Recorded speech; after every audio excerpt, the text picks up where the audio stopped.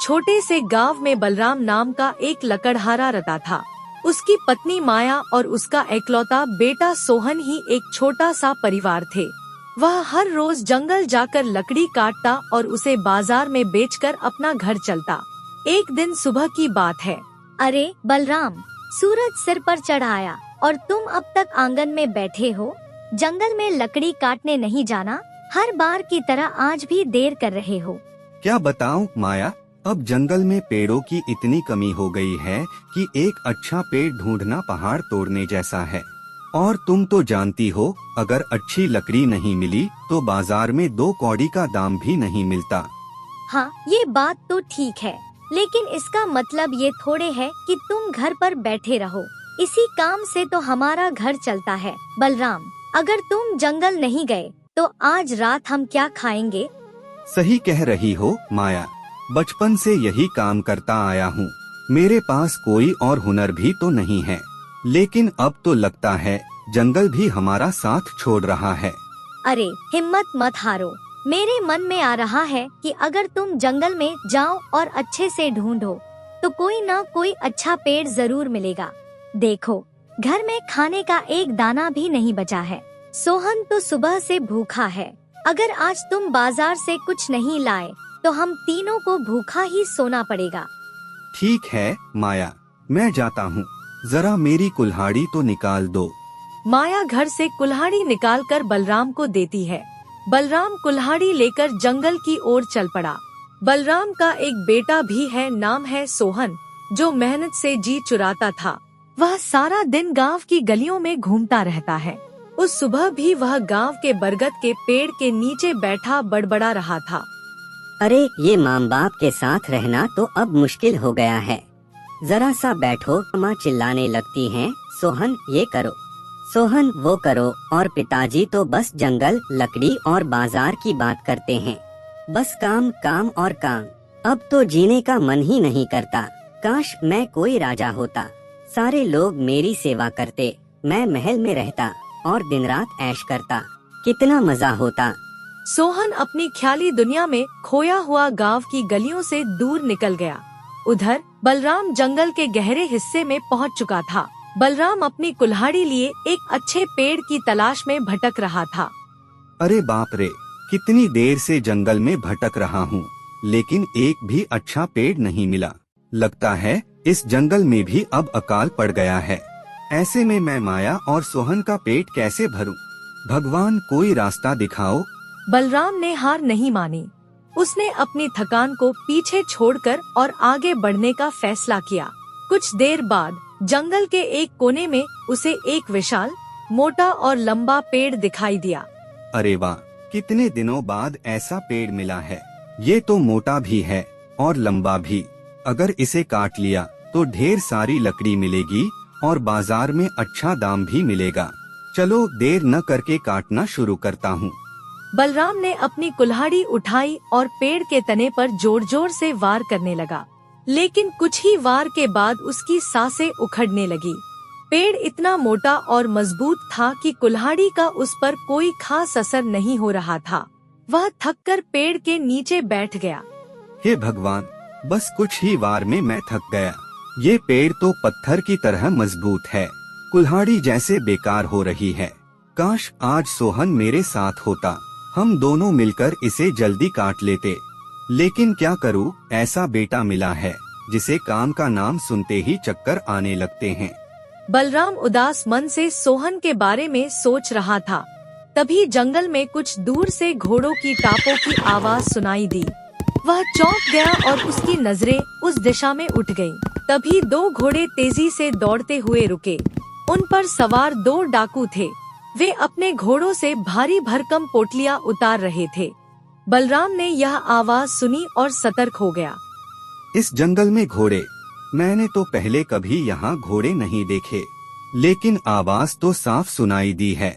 जरूर कोई पास ही है, चलो जाकर देखता हूँ। बलराम धीरे धीरे पांव दबाकर उस दिशा में बढ़ा। उसने एक घनी झाड़ी के पीछे छिपकर देखा कि 2 डाकू अपने घोड़ों से पोटलियां उतार रहे हैं। वह डर के मारे सांस रोककर उनकी हरकतें देखने लगा। अरे ये तो डाकू लग रहे हैं। लगता है अपनी लूट का खजाना इस जंगल में छिपाने आए हैं। मुझे यहीं छिपे रहना होगा। अगर इन्होंने मुझे देख लिया तो ये मुझे जिंदा नहीं छोड़ेंगे। डाकुओं ने पोटलियों को झाड़ियों और बेलों के नीचे छिपाया और ऊपर से सूखी पत्तियां और टहनियां डाल दी ताकि कोई उन्हें देख न सके। हो गया काम भाई, अब कोई नहीं जान पाएगा कि यहाँ खजाना छिपा है। अब हम निश्चिंत होकर अगली डकैती करने चल सकते हैं। बाद में यहीं से खजाना ले लेंगे। हाँ, ऐसी शानदार जगह मिली है, अब तो मजे से काम होगा। चल निकलते हैं। दोनों डाकू अपनी बातें करते हुए घोड़ों पर सवार हुए और जंगल की गहराई में गायब हो गए। बलराम अभी भी डर के मारे झाड़ी के पीछे सांस रोके बैठा था। उसका मन उस खजाने को देखकर ललचाने लगा। इतनी सारी संपत्ति मैंने कभी नहीं देखी। अगर ये मुझे मिल जाए तो मैं इस गांव का सबसे अमीर आदमी बन जाऊंगा। फिर मुझे कभी कुल्हाड़ी नहीं उठानी पड़ेगी। माया और सोहन की सारी जरूरतें पूरी हो जाएंगी। लेकिन नहीं, अभी उस खजाने के पास जाना ठीक नहीं। क्या पता वो डाकू दूर से छिपकर सब देख रहे हों। अगर मैं गया तो वो मुझे मार डालेंगे। एक काम करता हूँ, अभी चुपचाप यहाँ से निकल जाता हूँ। कल सुबह आकर कुछ उपाय करूँगा। बलराम ने उस दिन लकड़ी नहीं काटी। वह अपनी कुल्हाड़ी उठाकर चुपके से जंगल से बाहर निकल गया। गांव की ओर लौटते वक्त उसकी मुलाकात गांव के सबसे चालाक और धूर्त आदमी मोहन से हो गई। तभी मोहन ने उसे रोक लिया और कहा, अरे बलराम, आज खाली हाथ लौट रहे हो? लगता है जंगल में लकड़ी नहीं मिली। क्या बात है भाई? मत पूछो मोहन, घंटों भटका लेकिन एक भी पेड़ काटने लायक नहीं मिला। अब तो जंगल में पेड़ पौधों का भी अकाल पड़ गया है। ऐसे में क्या काटता। हाँ, और ऊपर से गांव में अनाज की भारी कमी हो गई है। बाजार में न चावल है, न दाल, न सब्जियाँ। पता नहीं कौन सी मुसीबत आ टूटी है हमारे गांव पर। ये क्या कह रहे हो मोहन? अगर ऐसा रहा तो पूरे गांव में भुखमरी का संकट आ जाएगा। माया और सोहन का पेट कैसे भरूं? लोग कैसे बचेंगे? मैं तो चलता हूँ बलराम, घर जाकर देखता हूँ कुछ उपाय हो सकता है या नहीं। भूखे तो मर नहीं सकते हैं न। मोहन यह कहकर चला गया। वह बलराम की परेशानी का फायदा उठाने की फिराक में था। बलराम भी अपने घर की ओर लौट गया। बलराम को इतनी जल्दी खाली हाथ लौटते देख माया हैरान रह गई और बोली, अरे ये क्या बलराम, इतनी जल्दी लौट आए? न लकड़ी काटी, न बाजार से कुछ लाए। अब खाना कैसे बनेगा? हम खाएंगे क्या? सोहन तो सुबह से भूखा है। चिंता मत कर माया, एक भी पेड़ काटने लायक नहीं मिला, इसलिए लौट आया। लेकिन मैंने आज जंगल में कुछ ऐसा देखा है जो हमारी जिंदगी बदल सकता है। ये क्या पहेलियाँ बुझा रहे हो? साफ साफ बताओ, क्या देखा तुमने? माया, मैंने जंगल में 2 डाकुओं को देखा। वे एक खजाना छिपा रहे थे। ढेर सारी पोटलियाँ जो शायद सोने चांदी से भरी थीं। अगर वो खजाना हमें मिल जाए तो न सिर्फ हमारा बल्कि पूरे गांव का दुख दूर हो सकता है। खजाना? सच में बलराम? लेकिन ये तो डाकुओं का माल है। क्या ये सही होगा? और अगर डाकुओं ने तुम्हें देख लिया तो? मैंने छिपकर सब देखा माया। डाकू चले गए हैं, लेकिन अभी उस खजाने के पास जाना ठीक नहीं। मैं कल सुबह जंगल जाऊंगा। और हाँ, ये बात किसी को नहीं बतानी। अगर गलत लोग जान गए तो मुसीबत हो जाएगी। ठीक है, मैं किसी को नहीं बताऊंगी। लेकिन तुम सावधानी से काम करना और सोहन को भी साथ ले जाओ। उसे भी कुछ जिम्मेदारी लेने दो। बलराम ने माया की बात मान ली। उस रात जब सोहन घर लौटा, बलराम ने उसे सारी बात बताई।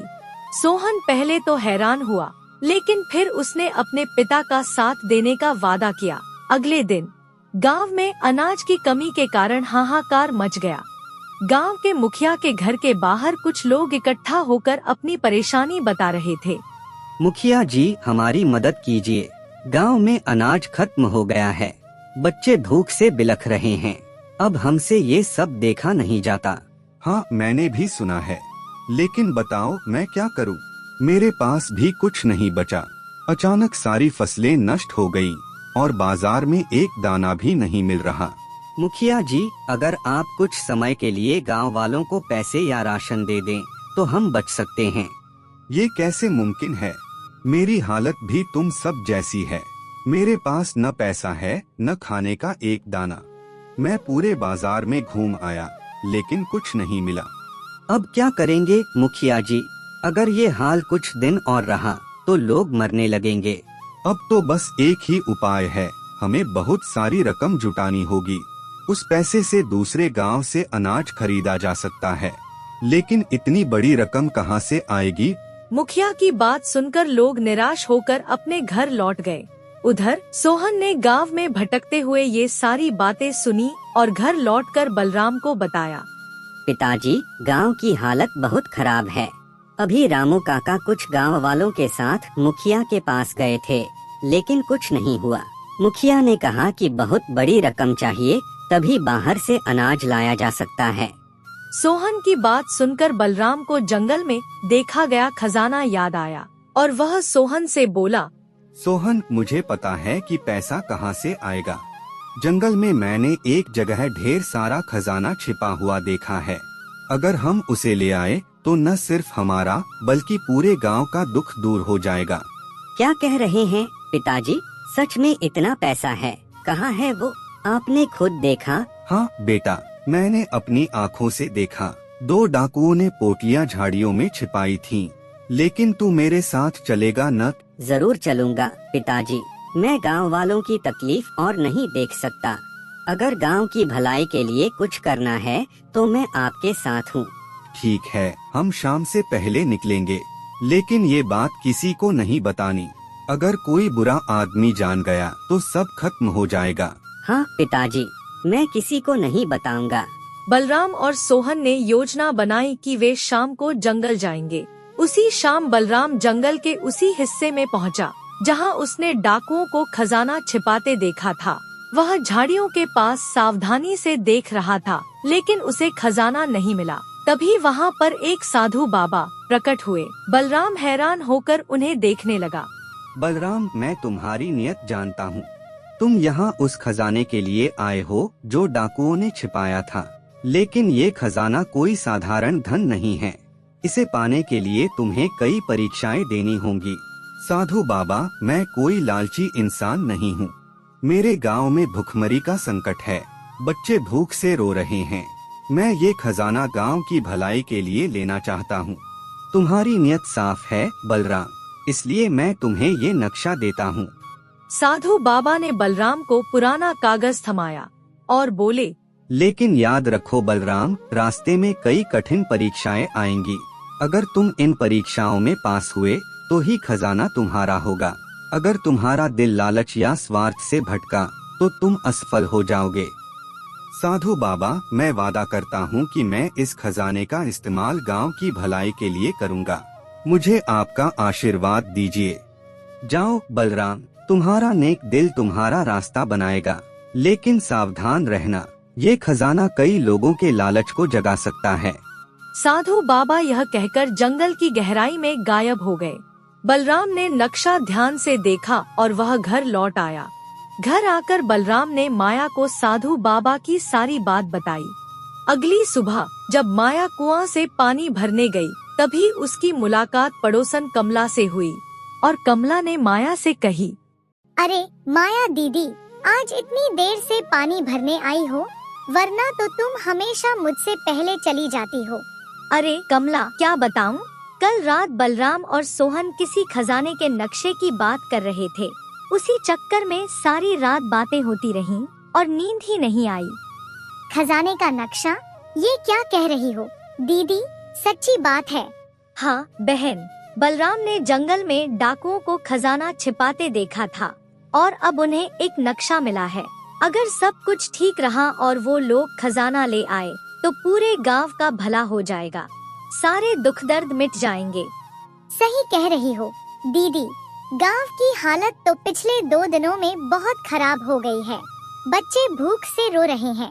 अगर खजाना मिल गया तो सबका फायदा होगा, लेकिन ये बात किसी को मत बताना। हाँ, बलराम ने भी मना किया है। तुम अपनी हो इसलिए बता दिया। देखना किसी और को पता न चले। गांव में बुरे लोगों की कमी नहीं है।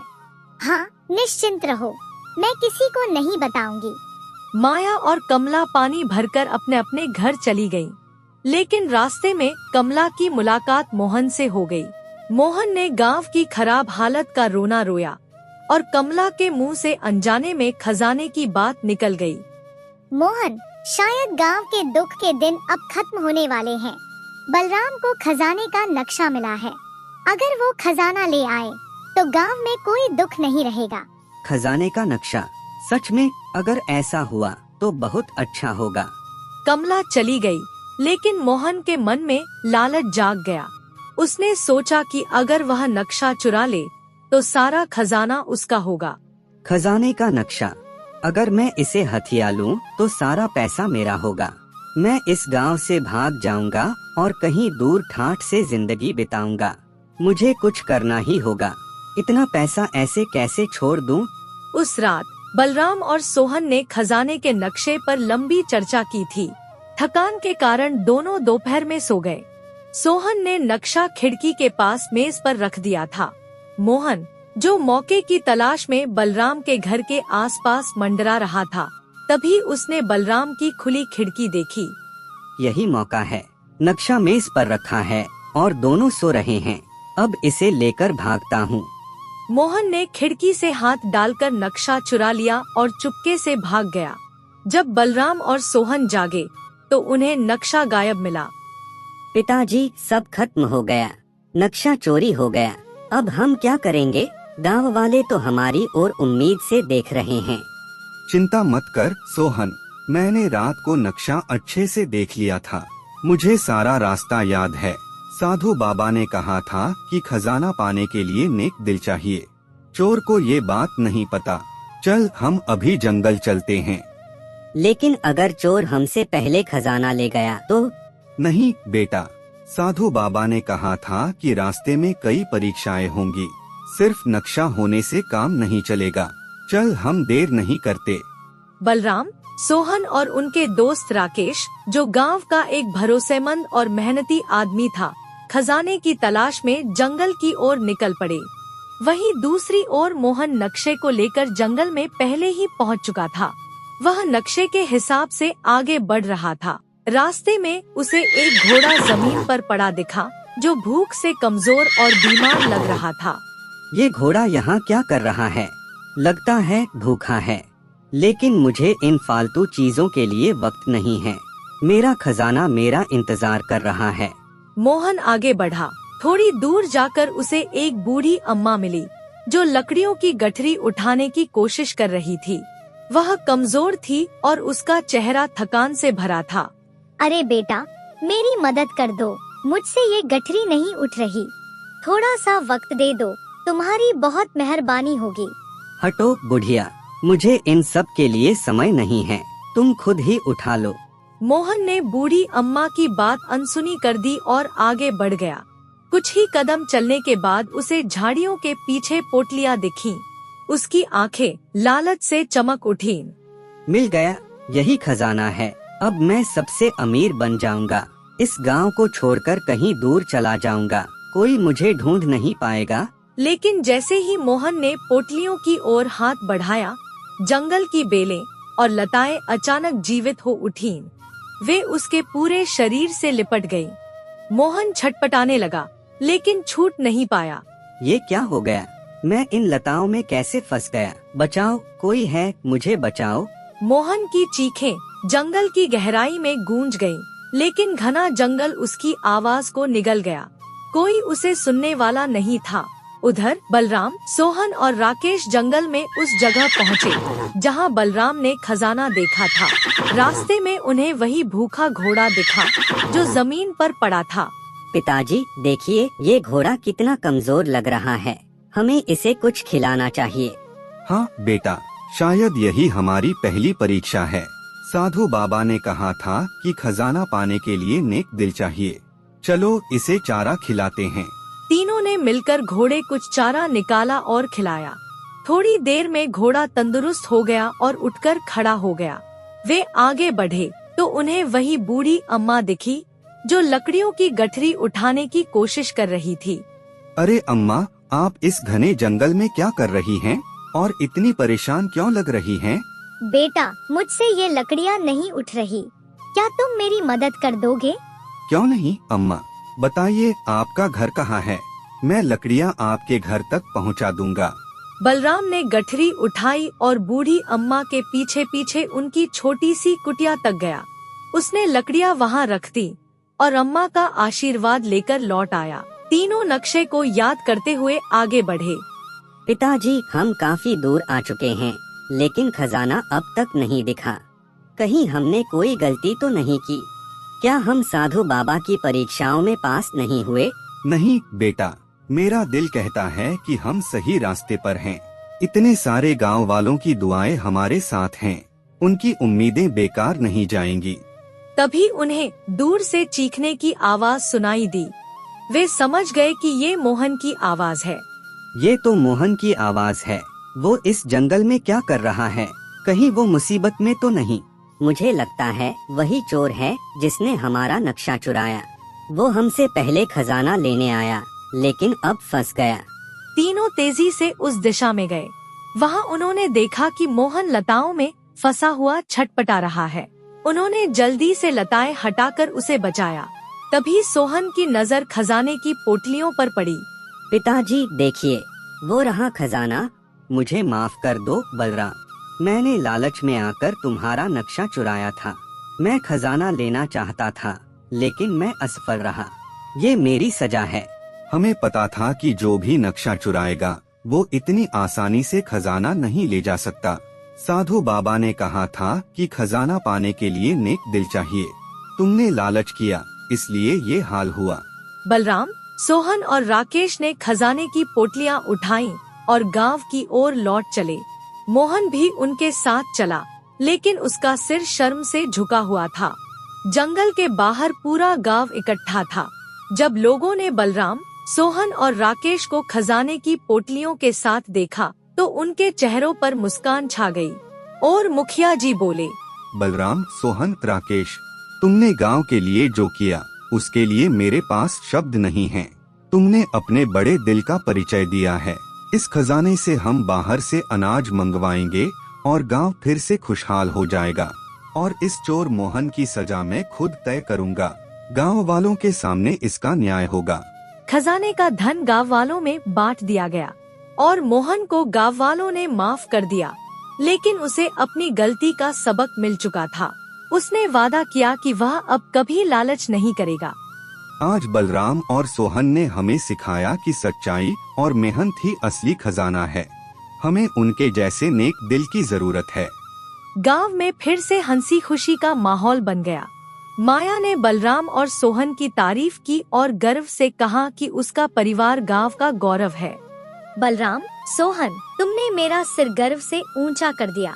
तुमने न सिर्फ हमारा बल्कि पूरे गांव का भला किया।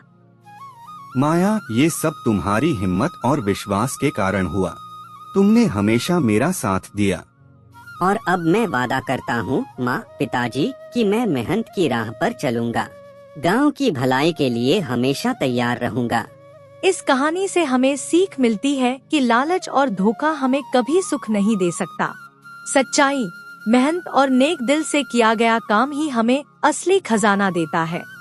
अगर वीडियो पसंद आए तो लाइक, कमेंट और सब्सक्राइब करें।